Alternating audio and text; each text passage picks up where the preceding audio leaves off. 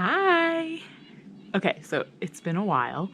Um, I've been um, I've been receiving lots of messages from folks who have been watching my videos and following me on Facebook, Instagram, etc. Because I kind of disappeared for a week-ish, um, and even longer for the videos because I lots of stuff was going on. But I'm going to back up because I think in my last video, one of the things I mentioned that I was going to tell you were to answer some of the questions that folks were sending. So um, I'm going to actually answer a few of those, and then I'm going to kind of tell you where I'm at and next steps.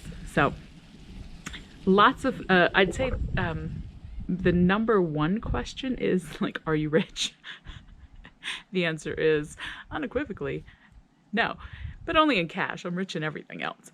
Um, so I am not one of those people that need all of the evidence to sort of um, be in front of me before I do something. I kind of get an idea. I either feel really good about the idea or so about the idea, but mostly I just kind of wait for that moment where I'm like, oh no, I have to do this. This is definitely something I have to do. Well, I'd been thinking about this trip for a couple of years, pretty seriously, actually.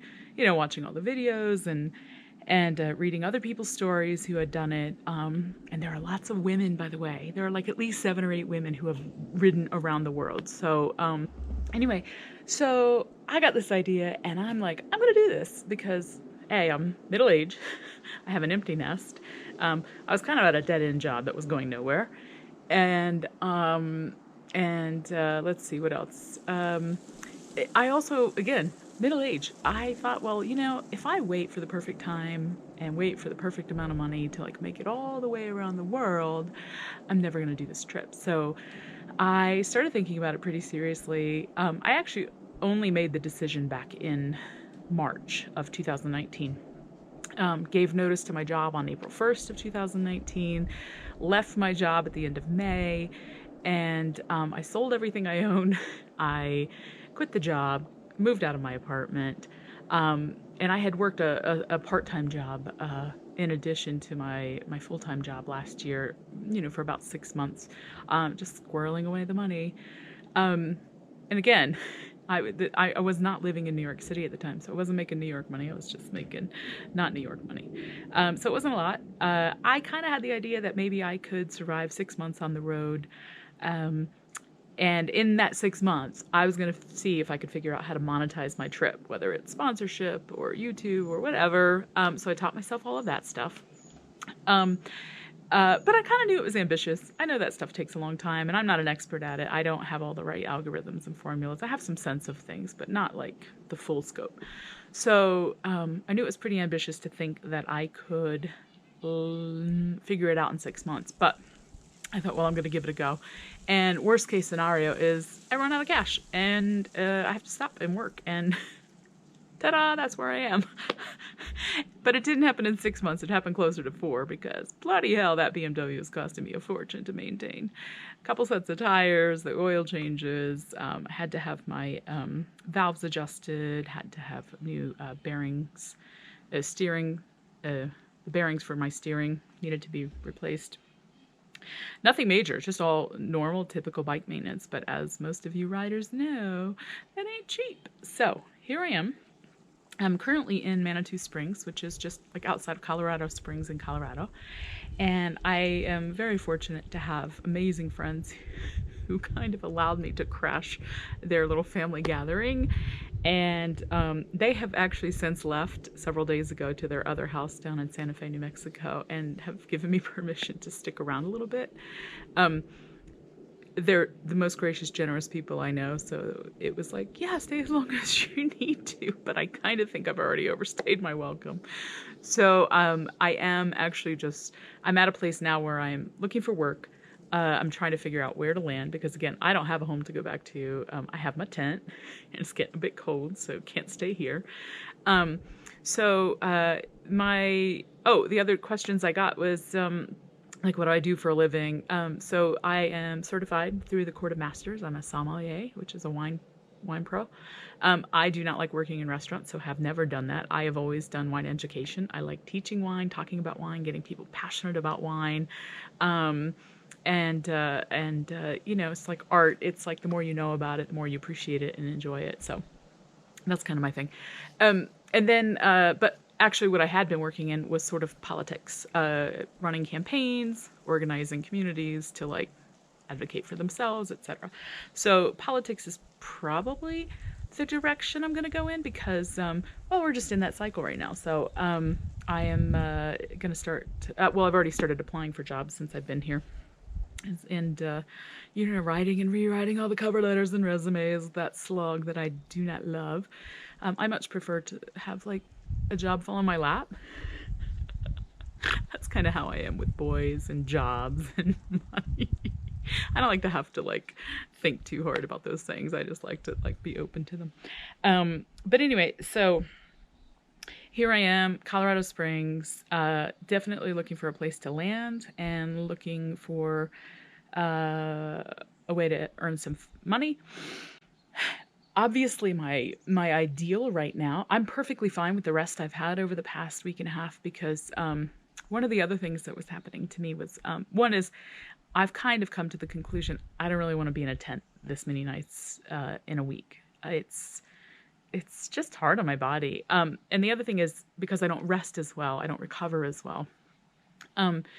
And my hands, from this grip, with the clutch and the brake and the handles, and I'm not like a knuckle grabber, like, white knuckling it, but I, even being somewhat mindful of that, about a week into my trip, my knuckles started swelling up. And I've never had arthritis before. I've never had any issues with anything like that before. So I don't know if it's damage over a lifetime and this has just exacerbated it, or if this is literally the cause. But sometimes I'll go to grab like a handle of something and my knuckles get stuck and I have to like bend them back out. So just some physical things that were like, and I was just, honestly, I was really worn down. I am 4 months into the trip. So when I arrived here a week ago, luckily the friend that I am staying with is just, she's sort of, no one will nourish your soul and your body better than this woman. She is a joy. And she got me on supplements and, like oils she massaged into my hands and like feeding me good foods and all the things that kind of was absent on the road. And so I felt so cared for and loved.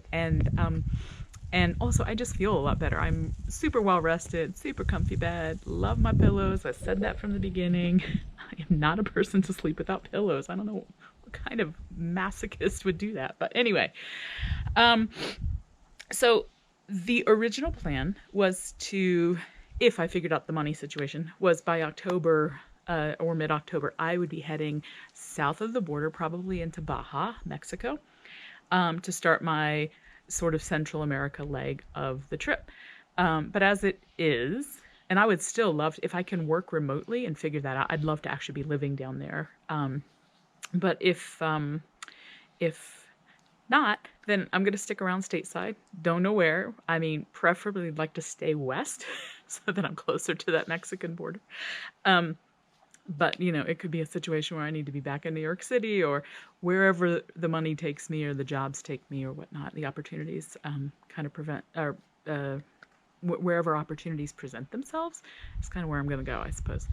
So I'm super open. That's the beauty of not having a house and selling everything you own, which is you have a tremendous amount of freedom to kind of land where you land. And so I'm looking forward to that. I have had the most wonderful, amazing 4 months. I have been scared to death at times, terrified of really, really high winds on the bike. I've been terrified of bears. I've been terrified of the dark. I thought I was a fearless, badass lady, but actually it turns out I had a lot of fears. And I think it took me a full 2 months of the trip to stop being afraid every day, just to stop feeling like I was in fight or flight mode. And so the last 2 months of the trip have been just as spectacular, but in a very different way, because there's this sort of ease with what I'm doing. And also, I finally learned to trust the fact that I was gonna have a place to stay every night. That was like one of my biggest fears was at 4 o'clock every day. I started thinking, where am I gonna sleep tonight? I don't know. And now I don't. I just stopped being afraid of that a couple months in, and that's a really good feeling to just know it's all gonna work out. It's fine. I'll find a place. I've never not found a place. So that's where I am now.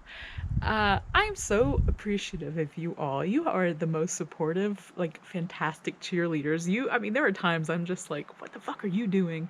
And you all are like, yay, and you're doing great, and you're a badass, and this is so inspiring. And I was like, really? I love you all.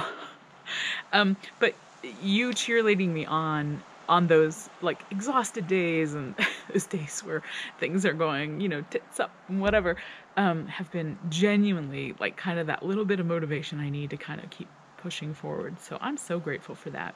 And I hope you won't unsubscribe to my channel just yet, because I kind of feel like things will work out. I'll figure something out, and I'll get on to the second leg of this trip. But also, I have some more content that I'd like to get uploaded. Grand Canyon, there's stuff in California, there's some coastal stuff. There's really pretty stuff. I had started to come to the realization then that I was running out of cash, and I think I got in my head a bit, so I wasn't really recording myself talking and narrating and giving you guys all the scoop. But there's some beautiful scenery that I absolutely did record. So I'm going to work on those videos for the next few days and try to start getting those uploaded. So I guess I don't know that I'll make a ton of videos like this going forward. Maybe I will. I don't know if you want that. That's okay. Otherwise, you're certainly welcome to like catch me on the Facebook page of The Fat Nomad or Instagram, The Fat Nomad. And I kind of like try to fill in the bits of the story in those spaces, just because video editing and stuff is it's a bit more time consuming. So also, you can always go to my website at www.thefatnomad.co, not com, but co. And I have a blog page there that actually will fill in a lot of the details that the videos don't, in terms of the story of this journey. And if you just go, you hit the blog tab on the top, or if you're on your phone, you'll see those little lines. Just hit that and you'll see the blog, and then you can go there and like kind of start from the beginning and read. It was like a daily blog, a daily diary, and then it kind of stretched out into like a week, and sometimes I think like 10 or 15 days. But I tried to fill in the gaps each time to kind of give you more of the information. So there's info there. I'll try to keep that updated. Again, Instagram, Facebook. Videos are probably a little less just because, I don't know. Nobody really wants to look at my face all day. So, yeah, so that's where I am right now. I am, that's part of my journey that I'm in. And I said it from the beginning, which was like, it's fine. Like if this doesn't pan out where I get to ride all the way around the world all at one time, fine, no problem. I am 14,000 miles into this trip, 4 months. I have seen pretty much every bit of the United States, a bit of Quebec, a bit of Ontario. And I could not be happier. It was an itch that had to be scratched. I certainly hope I get to keep going, but if I don't, there's no disappointment. I have loved this every minute.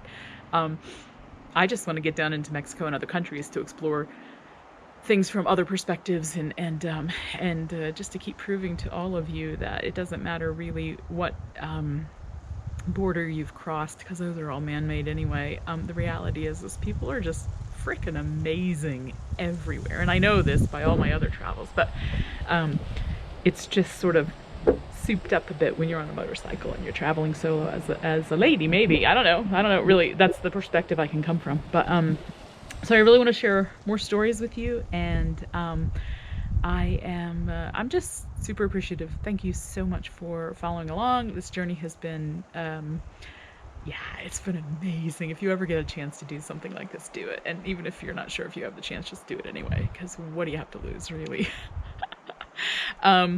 So yeah, so I'm gonna go and kind of figure out what my next move is. And again, I hope you'll stay in touch. I'm trying to think if I know there were other questions people asked me along the way, and if I were a good YouTuber, I'd have a list in front of me, but I do not, because I don't feel that organized today. So yeah, that's it.